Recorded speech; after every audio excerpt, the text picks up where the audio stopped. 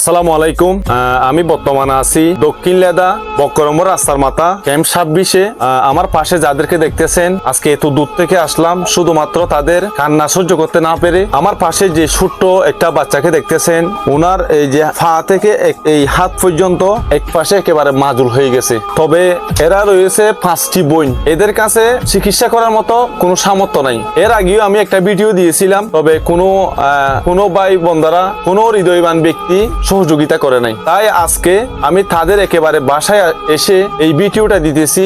দেশ ও প্রবাসীদের কাছে বিনীতভাবে যে রিকোয়েস্ট থাকবে, এদের কাছে একটা যদি ছেলে সন্তান থাকতো, তাহলে আজকে এই সোশ্যাল মিডিয়াতে এসে মানুষের কাছ থেকে সহযোগিতা লাগতো না। শুধুমাত্র তাদের কাছে আর্থিক অবস্থার কারণে, পরিবার দরিদ্র কারণে, আজকে তাদের কাছে সামর্থ্য না থাকার কারণে এই মেয়েটা অনেক দিন ধরে বাসার মধ্যে ভোগান্তি হয়ে পড়ে আছে। শুধুমাত্র দেশ ও প্রবাসীদের কাছ থেকে আমি সবসময় সহযোগিতা কামনা করি। আজকেও শুধুমাত্র এই ছোট্ট বোনটার জন্য আমি সহযোগিতা চাইতেছিলাম। জানবো এদের থেকে কি হয়েছে। আসসালামু আলাইকুম। ওয়ালাইকুম আসসালাম। আসসালামু আলাইকুম। আমার মায়া তো কি হয়ে দে? আর মায়াতুন কালাত দেড়ে ভান্নাত গিদিন তো আয়ার কালাত দেড়ে আসর মাঝে ডাক সিসার বলে গলে গায় আজ যায় বছর পর্যন্ত আর গায়। আর তো হনক কথা চিকিৎসা করি বলে হনক কথা ব্যবস্থা নাই বাজি অকল।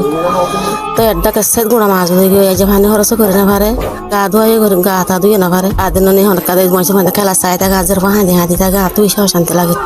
লা তুই তা কজি বাজার আমার সময় আমার মাঝে 200 হর ধলাই 2000 জোয়ানে আছে আর কজের জীবা সড়া আছে ভাইয়া। হাজার হত কথা জীবন আছে, জীবন গানলা তোরা হাসা কানা করে সরিস করে দা বাজিয়ে আর সড়াই আছে ডর আছে বেতনরে যে যাত্রান ঘর সহযোগিতা করে সাহায্য করে না বাজি সন না হয় মানে বেশি কত কত জিন্দিগি আছে দে জিন্দিগি গান আর আজ মা বাপ যদি ঘুরে গেলে কই আজের পর জিন্দিগি গান হন্ডিল লোক কই আরে আই তোরা হাসা কানা করে তোরা সাহায্য বাজি গলতি চলতে হলে মাগ করে দিবা দিলে বাজি কল। ধন্যবাদ। অনেক কি হন আয় জিন্দিগি সাইডে আমি কত কম বলা সাইডে আসলে এক কথায় বলতে গেলে এরা তো এই ক্যামেরার সামনে কথা বলার মতো তাদের কাছে সাহস নাই।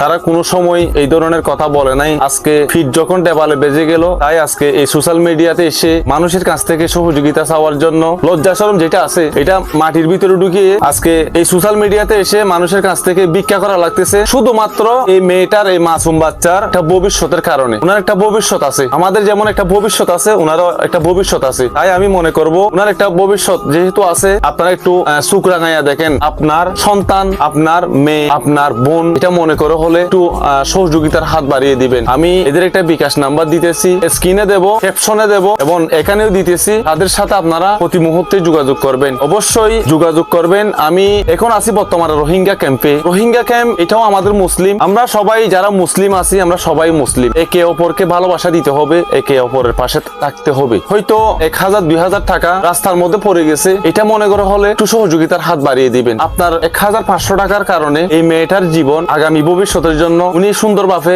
চলাফেরা করতে পারবে। আমি সবসময় এটা আশা করি। এদের বিকাশ নাম্বারটা দিতেছি 01836306764। এই নাম্বারে পার্সোনাল বিকাশ আছে, আপনারা একটু সহযোগিতার হাত বাড়িয়ে দিবেন। আমি বলবো যারা রোহিঙ্গা ভাই বন্ধুরা রয়েছেন, আপনাদের যখন প্রয়োজন হয় আমাকে নক করবেন। আপনাদের সুযোগ সুবিধার জন্য আমি এসপিডি আব্দুল্লাহ আপনাদের পাশে আছি। যারা মুসলিম জাতের ভাই বন্ধুরা আছেন তাদের পাশে আমি সবসময় আছি। এই ধরনের ভিডিওগুলো আমি সবসময় করি। আমি মানুষের পাশে দাঁড়াইতে চাই। আপনারা এই ভিডিওটা 10,000 মানুষ শেয়ার করবেন, হয়তো একজন সাহায্যকারীর হাতে গিয়ে পড়লে এই মেয়েটাকে একটু সহযোগিতা করতে পারে। আশা করি সবাই বুঝতে পারছেন। অবশ্যই এই ভিডিওটা বেশি করে শেয়ার করবেন। আপনার সন্তান, আপনার বোন, আপনার মেয়ে, এটা মনে করে ভিডিওটা শেয়ার করবেন। আসসালামু আলাইকুম।